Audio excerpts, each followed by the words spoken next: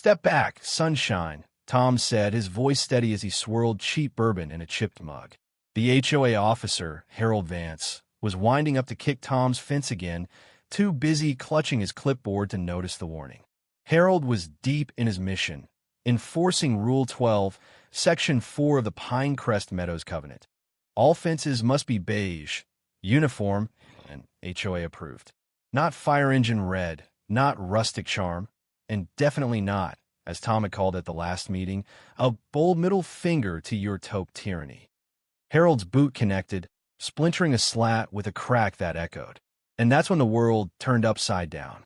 Behind that fence stood Goliath, a 1,800-pound bull with a temper and a grudge, glaring at the man who'd just smashed his only barrier to freedom. 5 seconds later, Harold's golf cart symbol of his petty suburban reign was airborne, flipping into Tom's prized zucchini patch. Goliath charged, snorting like a freight train, while the Ring doorbell and Sarah, Tom's teenage daughter, caught it all on her phone. Her TikTok stream, Suburb Shenanigans, exploded. This wasn't the plan when the Carters moved to Pinecrest to escape city chaos. They didn't expect to spark a rebellion led by a bull. But chaos followed Tom Carter like mud on a work boot. A former Little League coach turned craft beer blogger, Tom had zero patience for red tape and a weird love for farm animals. His wife, Ellie, once a Seattle graphic designer, now ran a backyard herb empire and taught rooster yoga. Sarah, sharp-tongued and glued to her ring light, turned their messy suburban farm experiment into a VY Ral saga. Goliath wasn't planned. Tom won him at a charity auction after 3 whiskeys and Ellie's dare. What started as a laugh became a reinforced pen, 12 bags of hay a week, and a bond with a beast who once tried to ram a FedEx truck. Goliath was part grumpy grandpa, part war vet with a vendetta. He hated strangers, change, and especially Harold Vance. Harold, HOA president by way of intimidation and an unhealthy lawn obsession, patrolled Pinecrest like a sheriff in a bad western. No wind chimes, no garden gnomes, and definitely no livestock, despite a zoning loophole Tom had waved like a flag at a tense HOA meeting. Harold didn't care about loopholes. He cared about control, hating the Carters for their loud, messy joy he'd traded for bylaws and a lonely condo. Now, standing in a wreckage of wood and squashed zucchini, Harold's control was gone. Goliath had totaled the cart and was prancing around the cul-de-sac, horns high, like he'd won the lottery. Sarah's stream, HOA jerk versus my bull, jumped from 10 VYUers to 15,000 in an hour. Comments poured in. Team Goliath. Is this scripted? Did that bull just flex? Ellie, who'd once sworn she'd never own anything bigger than a corgi, watched from the porch, sipping chamomile and nodding like a coach whose team just scored. 2 hours later, Harold was back with a cop and a citation longer than a grocery list. Trespassing, dangerous animals, unapproved fence color, even emotional disturbance. Tom squinted at the paper. You can't find me for VY Bess, Harold. Section 9C says I can, Harold snapped. The cop just shrugged. The HOA called an emergency meeting, GIVYing the Carters 48 hours to prep for what felt like a suburban witch trial in the community center, squeezed between Tai Chi and a book club. Tom dug up the zoning clause. Ellie printed photos of their fence's original permit. Sarah made a PowerPoint with Goliath in a VY 8ers set to dramatic VY Olin music. Over pizza and Red Bull, Sarah got quiet. Dad, what if they kick us out? Tom looked at his family, the half-eaten crusts, and the hole where Goliath had busted free. Then we let Goliath plead our case, he said. They laughed, but the air felt he VY. This wasn't just about a fence. It was about freedom, about Lee VYing loud in a world that demanded quiet. Harold, meanwhile, sat in his condo, icing his shin and rewatching the Ring footage, not shocked but furious. He'd lost more than a card lost power to a bull, and that was war. By dawn, Pinecrest was in chaos. Not official chaos, but the kind that spreads through group chats and next-door rants. Goliath had vanished overnight, maybe leaping a hedge or melting into the woods like a bow VY any ninja. The HOA bulletin board, usually for lost dogs and bake sales, now had a wanted Goliath the Menace flyer with a blurry screenshot that looked like a ghost. Tom sat at the kitchen table in a bathrobe and work boots, staring at a map with pins marking Goliath's last sightings. Ellie flipped through Herald citations, muttering about emotional terrorism being fake. Sarah, Thrive VYing, had doubled her followers. Someone remixed Goliath snorts into a trap beat with 90,000 likes. T-shirts were in production, but fame didn't find their bull. "We gotta track him," Tom said, tapping the map like he'd seen one YouTube, Sir VY Val VY Deo, too many. Before Harold gets the sheriff to dart him.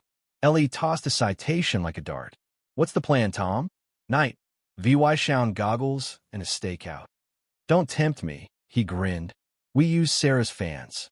By noon, the Find Goliath was trending. Kids on scooters scouted trails. A drone guy from the next town offered flyovers. Clips showed Goliath licking a sprinkler at 3 a.m. or staring at a TV through a patio door like he was in a cooking shows. He wasn't destructive, just clever.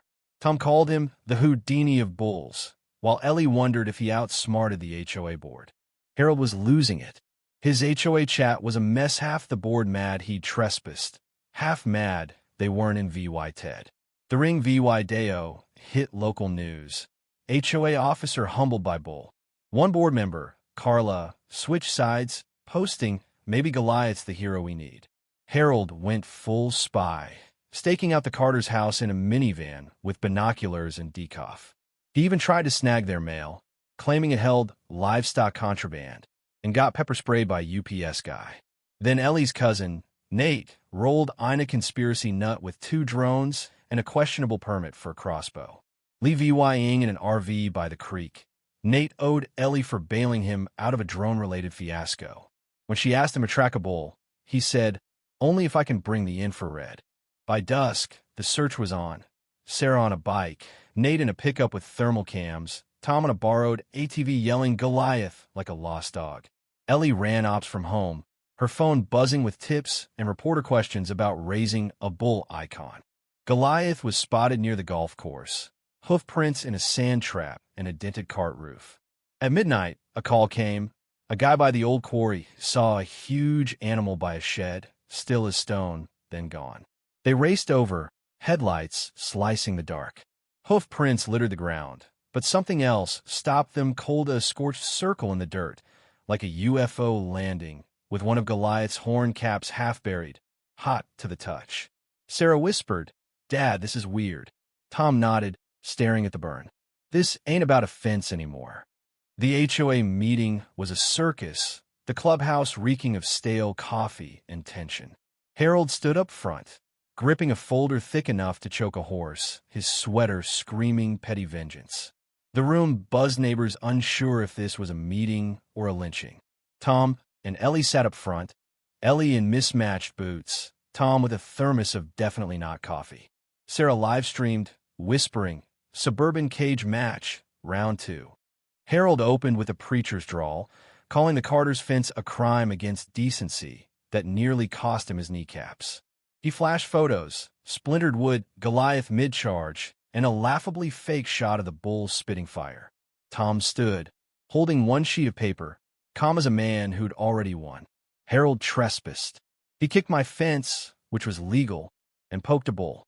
If I punched your cat, you'd expect claws. Ellie waved a laminated zoning clause. Pro-VYing livestock was allowed. The crowd murmured, passing it like a relic. Then Sarah stood, phone still rolling. You let Harold play king with a clipboard, bullying people over mailbox shades. Goliath said no, and you're mad because he's braver than you. The room froze. Some clapped. Others glared at Harold, who clutched his folder like a lifeline. He didn't speak again. Back home, Tom collapsed on the couch. Did we win? Ellie asked, half dead. We dented him, Tom said. Sarah waved her phone 90,000 VYUs on the meeting footage. Goliath's a freedom icon now. There's fan art. Then Nate burst in, pale, with a USB drive. You need to see this. Drone footage showed a clearing by the quarry, a metal hatch half open, pulsing with faint light. Hoof prints circled it, not just Goliath's, but bigger, deeper ones. The EPA showed up the next day for agents in windbreakers, flashing badges like they owned the place. Agent Brooks, all clipped words and indoor sunglasses, demanded access, citing unusual Bo VY any Biha VY, or Tom shrugged. If he rams your SUV, that's on you. Ellie muttered about government cover-ups. Sarah streamed, annoying Brooks. The agent scanned the soil, bagged grass, and asked if Goliath seemed too smart. He drags hoses to fill his trough, Ellie said. Smarter than Harold. Brooks didn't laugh, just scribbled and left. Nate's new footage showed the hatch wide open, hoofprints everywhere, and unidentifiable particles in the soil. Whatever's down there, Nate said, it's not natural. Tom stared at the screen. What if Goliath's guarding something? Sarah, quiet, said, or waking it. That night, the air felt wrong too still. At 2 a.m., the backyard lights flickered. The scarecrow by the coop was gone, replaced by hoofprints. By morning, the story had twisted. News crews droned overhead, calling it a rogue livestock event. Sarah's documentary, The Goliath Mystery, went viral. Nate rambled about Cold War labs buried under Pinecrest. Harold, unhinged, hired a contractor named Colex Military, mirrored shades, carrying a train gun like a MOVYE prop. He called Goliath a horned insurgent. At 6:42 p.m., Tom saw movement in the woods, something heavy.